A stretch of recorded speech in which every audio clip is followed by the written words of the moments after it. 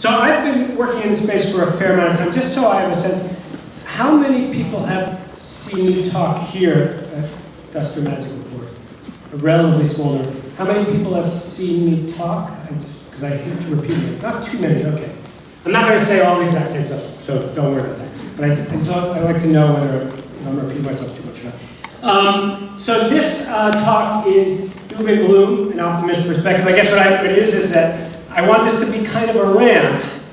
I generally come at things as an optimist, and I'm pretty positive. And I think I still feel fairly optimistic and positive. And so I'm trying to figure out how to balance the things I want to rant about versus the things I feel sort of good about. So, and I'm not sure whether I'll hit the right balance. But anyway, so I'm going to start in my slightly ranty mode, and then let's see where we go with this. But this is an exciting time, right? Where all these new technologies, they're going to radically transform the way we learn, the way we live lives, right? That's what technology is going to do. Just like this piece of technology, which is going to radically change the classroom. The blackboard was going to do wonders for pedagogy. The world was going to be a different place with the blackboard. And of course, once the blackboard accomplished its mission, along came the film strip projector. Another great piece of technology that promised to completely change the way we all learned. It was many of you don't even know what a film strip projector is. It was think of it as PowerPoint on 35 millimeter film. And if you were the teacher's pet, you got to sit in the back of the class. Yeah, that's right. Turn the knob and advance our pictures one at a time. And you can kind of switch it. Sort of PowerPoint mass marketed, kind of film. So it was going to change the classroom. And it did, of course, as did the whiteboard. Of course, school is nothing like it was before the whiteboard, we all agree, right? Radically shifted. And then, of course, there's the PC itself. Now, obviously, the PC has had a huge impact on the world at large.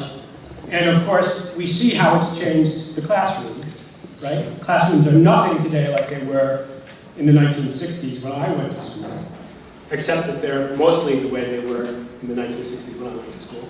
Now there's just a computer sitting in the back of the classroom somewhere. So, and I say all this, obviously, it sounds like what I'm sort of saying is I'm kind of being a bit of a downer about new technology and about the excitement we feel about technology and the promise we feel. I'm really not, but if I was being sort of technophobic and all, I would be in good company. Socrates, I don't know if you know this, but Socrates worried about new technology. In the Phaedra, he talks about the danger that this new technology, writing, was going to introduce to humankind. Because with writing, we no longer need to remember things. And that it was going to have a devastating impact on us. And and clearly there's been a whole history of people warning about new technologies. And I honestly don't want to be in that company with them. The person I'm a little more comfortable with is Cervantes. And when he wrote Don Quixote, he was, on the one hand, spoofing the technophobes, because the technophobes in his age were lamenting the danger that novels, this new media form, the novel, was going to really wreak havoc on culture. And so he wrote Don Quixote as a sort of satire, showing how this novel drove this man insane. So he was, on the one hand, satirizing the technophobes, but he was also sort of satirizing the larger society. And I guess what I'm saying is, we should take the kind of skeptical stance that Cervantes took, both toward the regressive forces who want to hold back change, but also those who promise too much in terms of change. And I think in our space, I think there's a fair amount of cause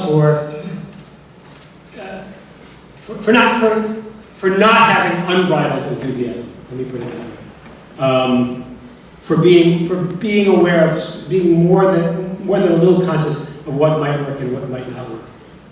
Because I sort of want to challenge the suppositions about why we make some of the products we make. I want to start though, because I know I do want to show a little bit of the product I've done, just as a way of explaining sort of my perspective on this stuff. I'm not saying it's necessarily the right one, but at least you'll know where I'm coming from. I want to show you a game that I first did 20 years ago called Zoombinis. How many people have played Zoombinis? Just out of curiosity. What's the name again? A few more. Thank you. Zoombinis. But enough of you haven't that it's worth playing with you all together. So hold on one second. I have to switch the partly why I'm doing this is to talk a little bit about the history of our business, because I've been doing it longer than most of you. And I want to at least give you some sort of sense of perspective. Broderbund, for those of you who don't know the name, was maybe the best, most creative company in the early CD-ROM era. No, I shouldn't say that. There were other, I mean, Voyager was also a great company. I'm sorry. Broderbund and Voyager were the two great. Anyway, but it was very much a product-driven company. They did lots of really cool stuff like Myst, Carmen Sandiego, Kid Pix, Prince of Persia, The Last Express. They did a number of products. Anyway, so this is a product that Chris Hancock and I designed back in, that's by the way where I met Mark Schlichting, who, when he was doing, that's the other thing he wrote about, it was living books. Anyway, so, in fact, I just mentioned Mark, you're the person I've known the longest here. Anyway, so I'm going to just play you the intro so you get a sense of the story, then we're going to quickly, collectively play one of the puzzles.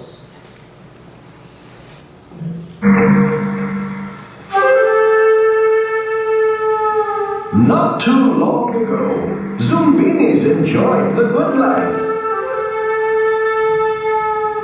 Though they all looked slightly different, different eyes, noses, hair, feet, such differences meant nothing to the Zoombinis.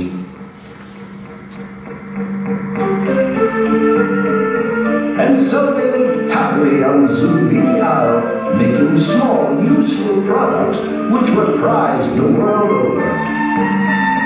The Zoombinis had a sense of fulfillment and inner peace, not to mention healthy bank accounts. Then one day, who should show up but the Glooms? The Glooms offered to help the Zoombinis grow their businesses, expand their trade routes, and improve their quality of life. Being trusting sorts, the Zoombinis agreed. But before long, the Blokes had taken over everything. Stealing profits, canceling holidays, piling on work. The Zoombinis were getting pretty stressed out. Well, you can push them only so far before they take matters into their own hands, so to speak. So they decided to escape and build a new home in a distant land.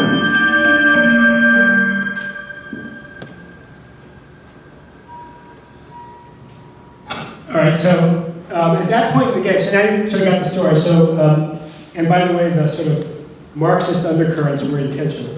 But let's go into, I'm just going to go into a game and sort of show you the very first thing you do. Here, let me get into this one. Almost out I'm of going to go back here.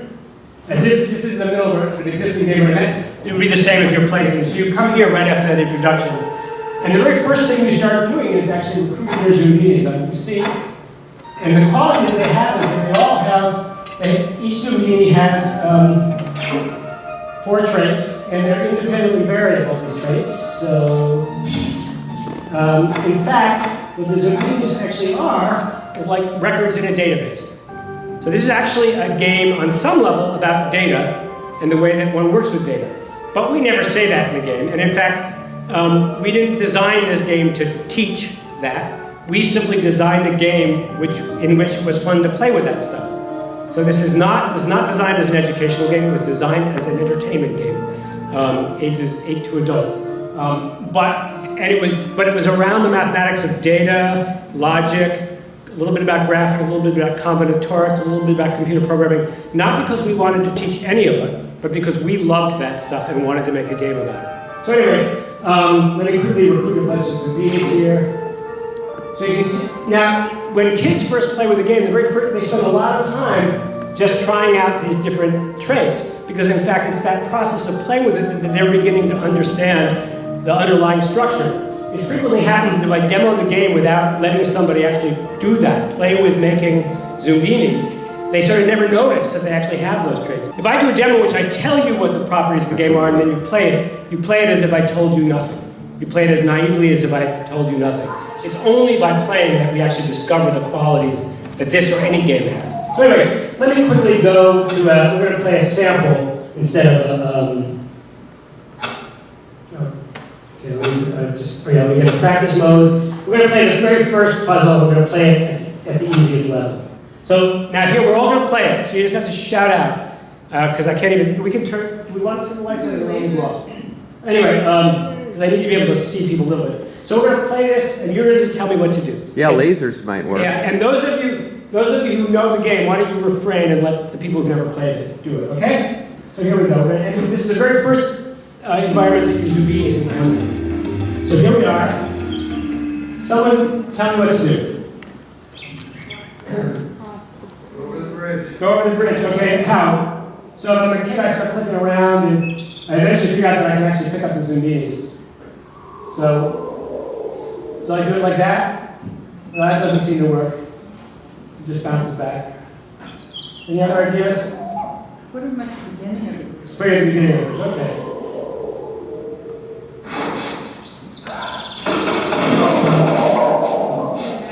All right, so he got sneezed back. What should I do now? Try to do the bridge. Okay, I'll do that same guy. Okay. All right? Good, now what? Try another roller skate on the other bridge. Another, oh, you said one with roller skates on the, on which On the bridge? same On bridge. the same bridge, okay. Roller skating.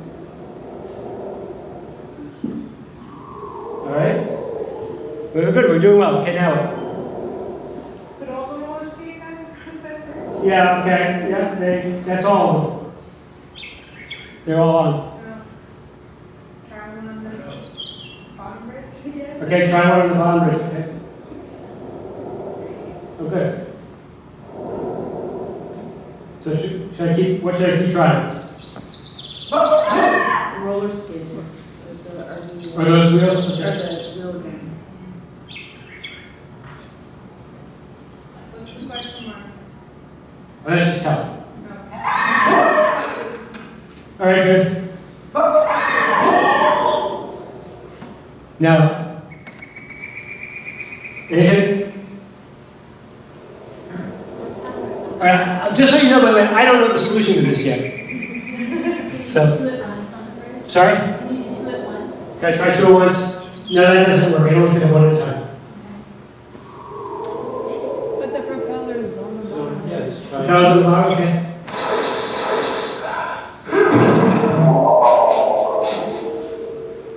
So, Try them on the top. try them on the top, okay. I'll keep trying propellers on the top. One of the advantages of playing with a large number of people is that they tend to solve it much quicker. So in fact, all right, well, let's just see. I now know what the solution is. And in fact, I think, yeah, you all sort of got lucky and guessed that it might have to do with their feet. But in fact, frequently when you play the game, and those of you who played it know that when you first do it, you don't know what's going on, and you get some through and you don't get some through, and you move on, and it takes a while before you start noticing that in fact the bridges are allergic to one trait and one bridge is allergic to one trait and the other bridge is allergic to the absence of that trait. So in this case, I'm guessing it's all the ones only those ones with those wheels are going to get through on the bottom. But the game gets much more complicated over time. This is just one of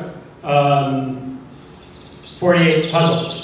So you notice that the game never tells you sort of what to do. Kids sort of figure it out for themselves. They usually discover the structure for themselves over time. And at first, by the way, And I don't know how many of you have theories. I just want to point out in general what you do whenever you solve a big puzzle like this is you do science, right? You come into a situation that doesn't make sense, you start probing, you start getting feedback. At some point you had a hypothesis. Somebody said try roller skates, which happened to be the right one. It could have been the wrong one. Because it could have been noses, it could have been eyes, it could have been hair. So in this case, you guys got a sort of a smoother and easier entree to it than most players usually have. But the point is, as over time, you keep advancing through the game even before you figure everything out. And gradually over time, you start figuring out how a puzzle works for yourself.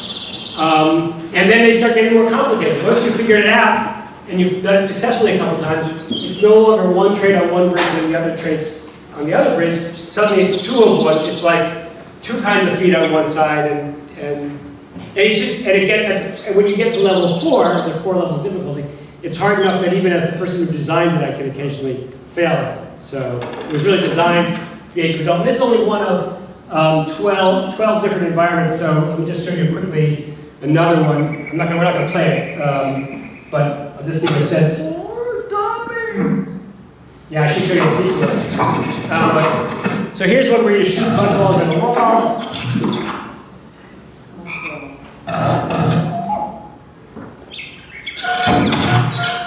And you got this, and it makes some nice farting sounds because you have fun to do.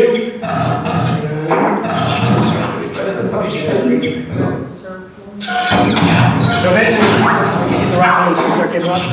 Anyway, I'm not going to spend time on it, but this is actually a game about graphing. This is actually a game in which you're learning about things having horizontal and vertical coordinates on the horizontal and vertical. And I've watched kids play this game in which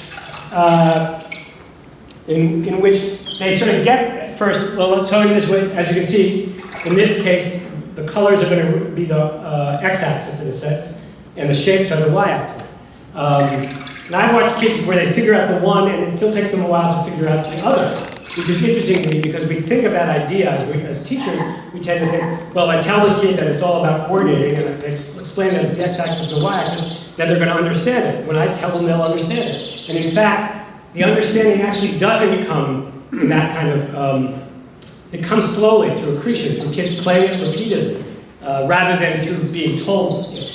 And we designed this game so that you can keep playing before you solve it, and gradually, as you get better and better, you start acquiring understanding over time. A lot of games, they make you do something, and if you can't solve it, you hit a brick wall, and either they never let you past it, or they let you through without ever solving it. They just say, okay, you've tried enough, and then let you go. This game was designed so that you keep moving through the environments repeatedly, gradually getting better and better, and as you get better and better, the game gets harder and harder. But again, to me, what's critical is that it never tells you what's going on. It never tells you it's about graphing or computer programming or data. That's not the point. And by the way, our supposition is not that every kid who plays this game has this experience and then immediately relates it to their schoolwork. Our assumption is that some kids make that connection, but that most don't.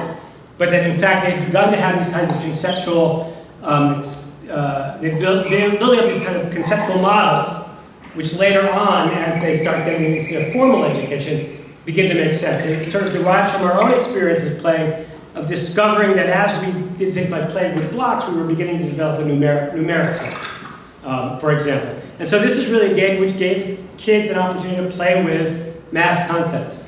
But as I said, only because there were things that we thought were fun to play with, not because we wanted to teach them. So I'm going to move away from the game for a second. Now, the point I wanted to make in that is that in a very short, I know too quick way, sort of explain how I think about games actually working in terms of any good, not just games, any good kind of exploratory experience in which, hold on, put this back together, in which there's plenty of evidence that we learn first through exploration, through building up our own mental models, and that if we have those experiences first, and we can turn the lights back on, that then the experiences that come through formal instruction are much more effective. If you walk into a class and the teacher introduces a new concept that you've never heard of before, and again, it's a magic graphic, a teacher trying to explain to you about how things are plotted on the x and the y axis, and you've never had any experience with it at all, it's all new, none of it makes sense. If you're lucky, you're good at math and you get it, and if you're like most kids, you muddle through. But what we know that if kids actually have meaningful experiences, where they get to play with these concepts, that a much larger percentage of them actually are able to then learn through the more formal part of education. Now, I just use this game simply as an illustration. There are lots of games that take this approach, and there are many good games that take this approach. So it's not an advertisement for myself. But at the same time that there are lots of good games like that, I would say the vast majority of games are not like that. I would say the vast majority of educational games, it was true in '96 when this game released, it's as true, if not more so today, that most educational games pursue this model, which is where you take the dead carcass of a game and you stuff it full of content. Which is to say, this looks a lot like a game, and we're going to feed you, we're going to force feed you stuff that you're supposed to learn in school, like content. And maybe we dress it up as Jeopardy. I mean, maybe you're still shooting. You know, believe it or not, after 20 years, we're still shooting equations out of the sky. And all of that is sort of built on and that's built on this incredibly faulty model of how we learn, which is that we learn by being told stuff, instead of learning by having sort of more immediate experiences. And again, this is normally a longer talk, and I developed this case much more thoroughly, but I wanted to sort of, but I know that I'm among people who sort of get this, so I'm moving a little bit more quickly. But I actually still think that on some level, the underlying metaphorical side behind much too much educational software is one. I'm about to show you an image that you might find slightly disturbing. It comes from the movie Clockwork Orange. But and I think this is what a lot of educational technology does. And if those of you who haven't seen Clockwork Orange, the plot is the main character is Alex. He's a thug. He's been arrested for committing a crime. This is set in a dystopic future. And in this dystopic future, when he's arrested, he's reprogrammed. He's strapped into a machine. He's forced to watch these negative images. And through aversive therapy, he's turned into a good citizen. And when the process is done, he's a good citizen. So think about it. I mean, how much educational software actually is built on the assumption that we have a piece of technology, we're going to strap the kids into it, and when it's done, they're going to be changed. I think I would say that is still sort of the majority of the product out there. We are simply going to change the kid by strapping them into our technology. And what's lost, I think, in a lot of that stuff is the notion of player agency and the notion of freedom. One of the interesting things, as I was coming down here, I remembered that coming down, I think I gave a talk in '06, and like today, I came down on the train, and I was sort of tinkering with my talk in '06, and it was in '06 that I first had this idea. I was trying to think of something snappy to talk about this freedom that I think should be present in all kids' play. And because I was a big fan of Franklin Roosevelt, I thought of the four freedoms, and the four freedoms of play. And I first sort of drafted it on the train down, and I've been using it ever since. So those of you who've heard me talk, I'm probably bored with me talking about it, but I think it's worth revisiting it just for a moment, because I think we don't often think enough about what's really at the heart of all learning, all games, most childhood experience, and that's play. And in play, like I said, I like to characterize it as the four freedoms present. First is the freedom to explore. The freedom to simply try things that don't work. I mean, part of good games like Zoombinis, there are lots of ways to try it without, the game doesn't put any emphasis on you having to get it right away. They put a large emphasis on you simply trying everything and exploring. And you're actually rewarded for exploring in good games. Freedom to fail. One of the things that kids know when they play games is that they should learn from their failure. That when something doesn't go right in any good game, the failure gives you evidence. And if you talk to any third grader, they will tell you that they know they're supposed to learn stuff from their failure in games. How many kids think they're supposed to learn stuff from their failure in school, for example? Where do we ever give kids in school the freedom to fail? And yet every kid knows from their play experiences that failure is fine. It's fine until they get to school. Freedom of identity, we all play with our identity. I'm assuming many of you dressed up for Halloween 2 days ago. You were playing with your identity then, but think now about a child playing with, say, Star Wars action figures. And there's Darth Vader in one hand, and there's Luke Skywalker on the other hand, and they're fighting. And when she's playing with those action figures, the child is thinking about herself as both Darth Vader and Luke Skywalker. She is trying on both parts of her personality. She is sort of figuring out who she is. And so all their play kids do that. And yet we don't allow kids to do that in school. And we don't allow them to do it in bad games. Bad games sort of impose on kids, there's how many games sort of try to instantiate your character as something, either a cool kid or something really too cute, where we as adults are trying to sort of impose the identity that we think kids want rather than letting them project themselves onto games, onto their characters. And finally, freedom of effort, which is that sometimes we play hard, sometimes we play relaxed. Good games sort of allow, good learning, good toys, all of those things allow us to move between the intense and the relaxed at will. Bad games tend to sort of insist, work harder. And I guess the question I want to go back to, the thing I sort of want to lament is the fact that things haven't changed much in 20 years. That the same mix is present of some good games and lots of bad games. And you're free to put my games on either side of the equation, but I still think it's true regardless of how you think about my stuff. Anyway, and I want to sort of talk a little bit about what I think happened. And a couple of the folks in the room who've been through it with me might want to chime in. But in the early days of computer games, most of the people who owned computers, you could sort of call them hobbyists. They were people who were sort of enthusiastic about computers. And they thought about computers as interesting places to muck around in. And the early games, almost all had that ethos about them. They were all spaces to explore. I mean, the guys who did Myst, which Myst was certainly like that, before they did Myst, they did a bunch of kids' games in which kids sort of wandered through backyards and just picked up rocks and found things underneath them. And it was all about exploration. And a lot of games were. And that was sort of the environment in which most early games were created. And Zoombinis was 8 to adult. Carmen Sandiego was originally designed as it was not a kid's product. It was actually designed for all ages. But something slowly crept in. Some couple of changes sort of simultaneously. I would say a perfect storm sort of happened to the industry in the late 90s. So first of all, the good news was that computers became much more popular and became sort of a commodity, and everyone had one. And lots of parents got them thinking, I want to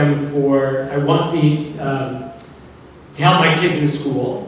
And there was a certain product on the market called Jumpstart, which perfectly encapsulated that vision of what computers were for. I'm giving my kid a Jumpstart. So suddenly you had parents demanding, instead of interesting environments to muck around in, they wanted third grade math. Simultaneously, you have a shift from the kinds of stores where knowledgeable salespeople might actually guide you toward interesting games to Walmarts. So suddenly the product is being sold at Walmart. And Walmart doesn't give a damn whether the game's any good. They want to know it'll sell, and the way they know it'll sell is when you've got licensed product characters on the package. So when I watched at Broderbund, which again was a really great company, was the money that went into R&D in 1995, in 1997 went into licensing characters. So they took the same really interesting product they had called Math Workshop, and they turned it into Rugrats Math, because to sell product, but they stopped innovating. And so, you suddenly have the creation of this idea of edutainment. Now I think there's another thing at foot in society at the same time, and that's what I sort of want to talk about a little bit. And that is this notion that we are all falling behind academically, right? That we can't keep up with the Singaporeans, pick your country, the Chinese, the Singaporeans, the Finns, whoever it is, we can't keep up with them. We don't do as well at this as they do. And that's a narrative that sort of starts in the 1980s and gathers steam. And here's what I want to argue. Here's to me, the sort of pessimistic part. I don't think that's just an educational fad. That, you might think of fads as coming and going in cycles, but I think, unfortunately, it also reflects a much more profoundly troubling change in our society. And that is that basically since the 1980s, we've had basically stagnant, standard of living has been stagnant for the middle class.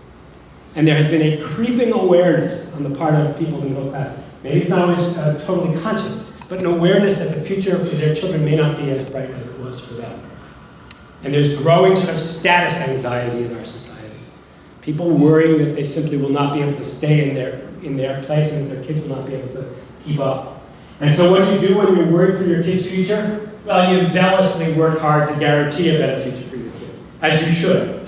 And what do? You probably, for misguided reasons, think, therefore I'm going to buy Jumpstart Math. Because I got, if the world is getting to be a grimmer place, I got to get my kid into Harvard or whatever else, whatever else it is that you think you've got to do. And so it plays perfectly into this narrative that we've got to start testing as well as these other countries. And that narrative, by the way, is also fed by the for-profit part of the education industry, as testing is big business. And textbooks are big business. So you have this perfect storm of sort of forces pushing everybody toward this grimmer, more test-driven culture. Interestingly enough, one of the people who initially was very supportive of high-stakes testing is a historian, Diane Ravitch.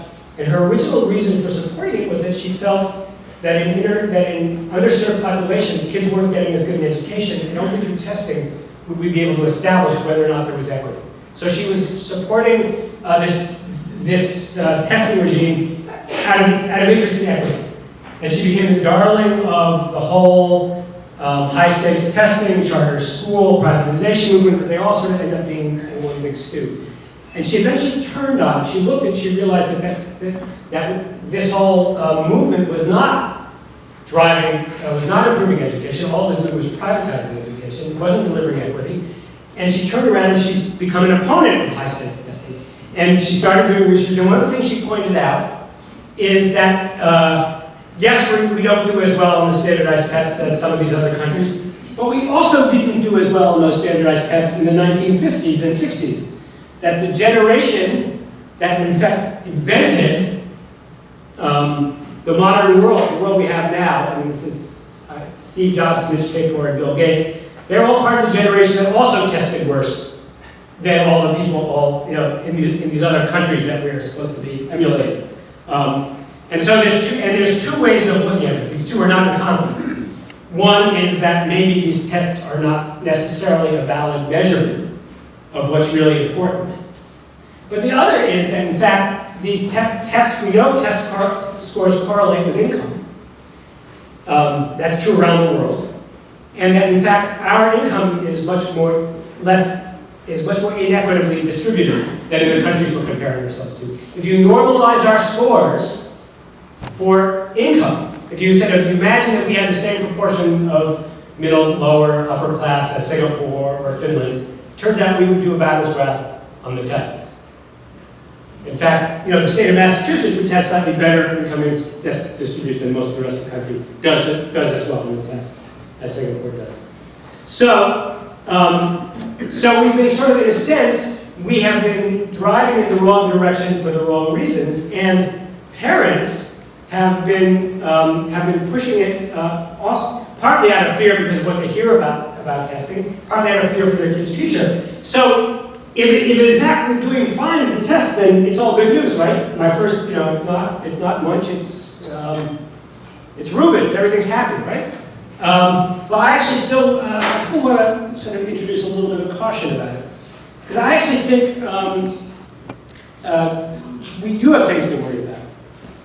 I think these are paintings by, that we use a lot of paintings. These are paintings by Winslow Homer, and they're paintings from the 19th century. But I think this does a pretty good job of characterizing what childhood was like in America for most of our history.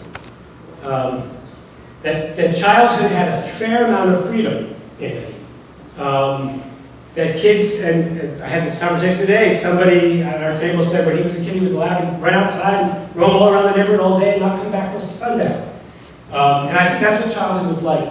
And now we've turned childhood into a much more grim experience. We worry about kids' safety, out of proportion, by the way, with any evidence, statistical evidence about kids' safety. So we worry much more than we ever did before about kids' safety. We worry about them getting into Harvard, again, maybe because we are afraid that that's actually going to, that they need that to survive in a ever more, a world with less promise. And so instead of education that looks like this, which is what education should look like, but rarely does, education looks like this. And I guess my reason for talking about this is because I think we in the business serve this model all too much. We spend too much time trying to make a product, and maybe none of us in this room. Let's assume it's none of us in this room, and it's just other people. But anyways, too much of the industry is interested in satisfying this model, which is to say, making kids better at taking tests. I mean, sometimes it gets dressed up as about STEM. Right? It's all about science and technology and engineering and math, because those are really the jobs of the future. But what we're in a sense doing is telling our kids as early as kindergarten that what they're doing in school is preparing for their job. This becomes sort of our product. We're trying to manufacture kids like this. And I realize that in some ways I'm talking in kind of apocalyptic terms and being a little bit overdramatic, but I would argue that this is closer to the reality that we are creating currently than any of us, I think, would really like to do. I think it's explicitly true. I mean, if you look at presidential statements or governor statements about education programs, this is what they say it is. Right. Kids now in kindergarten have homework. Parents no longer want kids to play. There's less time. There's less time playing. There's less recess. There's less art. There's less music. And even here's the kind of stuff that drives me nuts. So in a lot of my talks, I talk about what I learned from playing with blocks. And for a long time, I was saying that I didn't know anyone else was saying it. But eventually, a bunch of educators started saying, block play is really good for kids. Now, as soon as that sort of became sort of conventional wisdom, the 92nd Street Y in New York started having classes for parents as to how to promote block play in their kids. So to me, the sad thing is it's not just what we're doing to our kids, but what we're doing to parents too. Is that we're telling parents that they don't know how to be parents, that they shouldn't rely on their instincts, that they shouldn't rely on their own playfulness, that if they're not really careful, good parents, their kids won't thrive. And parents are susceptible to that message for the right reason, because they want their kids to succeed. But we all play into it when we try to tell parents in too rigid ways how they should promote learning among their kids. When in fact, what we should really be telling parents is, love your kids, play with your kids. We should be reminding parents of what they loved when they were learning, instead of telling them how they could be better parents. So I think it's a hard task, and there's another reason, by the way. So not only am I saying we shouldn't do this because it's grim, but I also want to say we shouldn't be driving kids in this direction because it won't work. Here's where I am getting both going to get hyper dystopic or utopian, depending on how we decide to play it out. There is mounting evidence, at least certain economists believe, that technology is in fact gradually doing away with work. And the rate is actually accelerating right now. This is an article from Technology Review at MIT, 2013. That the rate at which technology, computers and robots, are replacing traditional work is accelerating. There's a complimentary article, I didn't think to bring a reference to it, by David Graeber, pointing out the degree to which most work nowadays is a kind of mindless paper pushing that didn't exist a generation ago. So we're all working just as hard, but we're no longer doing real work, we're now doing paperwork. While in fact the computers, the robots are taking over the real work of making stuff. And so work is going away. And there's really one of two futures that we could possibly have in that. The one that we're sort of heading toward, by sort of doom and gloom version, is one in which fewer and fewer people have a handle on, have a piece of the economy, have some control, and the rest of us have less and less. And in this kind of Hobbesian future, we're all sort of fighting tooth and claw for our little piece of the action, while there's less and less available to all of us. And that's one possibility. Oh, by the way, I meant to mention, I work in a building where they're inventing 3D printers that are going to be printing your clothing, your food, your 3D printers. I mean, we are working in my, nothing to do with it, but in my building, there are people working on building things at the molecular level, printing things at the molecular level. So, I mean, think about it. When the stuff that you currently have to go out and buy is printed at the end of the block, you know, in a store at the end of your block or in your home, think about what's going to happen to manufacturing, transportation, shipping, I mean, retail. I mean, it may be a generation or two, but it's all gone away. I mean, I just wanted to emphasize that point. So anyway, so that's this potentially dystopic future in which we all have nothing, right? Have a nice day. Yeah. But I didn't want to be down because there's another way to look at it, which is that we finally wise up and say, wait a minute, of course, that's what technology always promised. We would work less. What if we made a decision that we could all work less, that we would share the wealth, and I'm not being a communist here, but if we came up with some model by which the wealth can be distributed well enough that none of us had to work particularly hard. And by the way, it's not such a wild fantasy. These are the Cone Bushmen from the Kalahari Desert in South Africa, in Southern Africa, Angola, I'm having trouble visualizing that, South Africa, Angola, Namibia. These people, what we sort of patronizingly call Stone Age, they live in the harshest hot place on Earth. I mean, I don't know how it compares to the Arctic, but certainly the harshest hot place on Earth. They get water by digging up the roots of plants and squeezing the water out. They live what we call a very basic existence. An anthropologist who spent a lot of time with the Cone Bushmen started sort of carefully recording all their daily activities and concluded that the Cone Bushmen spend about 2 hours a day at labor, at doing the things that they need to do for food, for shelter, for survival, and the rest of their time was leisure time. 2 hours a day. I learned that in college, and it ruined me for life. But my point is, the idea that we would all have to, that we could somehow work less, and take advantage of what technology gives us, and work less, is actually not so far-fetched because our ancestors did it. Our ancestors were able to do it.